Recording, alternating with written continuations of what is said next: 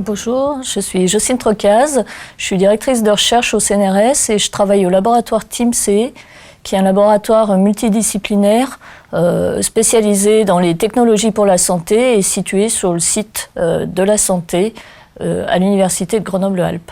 Alors j'ai amené en fait deux objets. Alors le premier, le voici, en fait c'est un petit robot. Donc c'est une réplique d'un robot industriel. Donc vous voyez que c'est un bras qui peut se déplacer avec 6 articulations.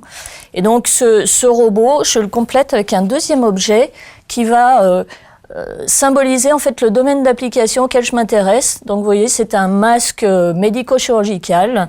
Et donc mon domaine de travail, c'est la robotique médicale. Alors Grenoble, effectivement, est un centre où la robotique médicale s'est développée vraiment de manière très pionnière au début des années 80. Dans le contexte de la neurochirurgie stéréotaxique, a été développé un robot qui permettait aux chirurgiens de matérialiser une trajectoire qui avait été planifiée sur des images. Et donc, ce robot lui permettait de réaliser précisément un geste, par exemple pour aller faire une biopsie ou mettre une électrode de stimulation. Et effectivement, ce robot a ensuite été industrialisé et de nombreuses interventions, des centaines de milliers, je dirais, ont été sans doute réalisées avec les différents exemplaires qui ont été vendus de ce robot développé initialement à Grenoble. Les enjeux de la robotique médico-chirurgicale, ils sont à la fois scientifiques et techniques.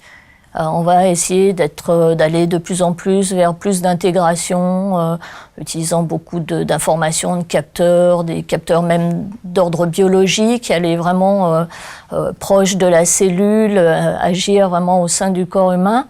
Et puis, ils sont cliniques également parce que une des grandes spécificités de ce domaine de recherche, c'est qu'il faut démontrer la valeur ajoutée clinique de ce qu'on fait. Je pense qu'une des difficultés pour les chercheurs en robotique, c'est de se projeter un petit peu dans ce que sera la médecine de demain, puisque la médecine et la chirurgie en particulier évoluent beaucoup. Et donc, il faut dès à présent que les chercheurs en robotique essayent d'imaginer ce que sera la médecine ou la chirurgie de demain pour déjà produire des outils qui vont permettre d'assister le clinicien dans la réalisation de ces nouvelles approches cliniques.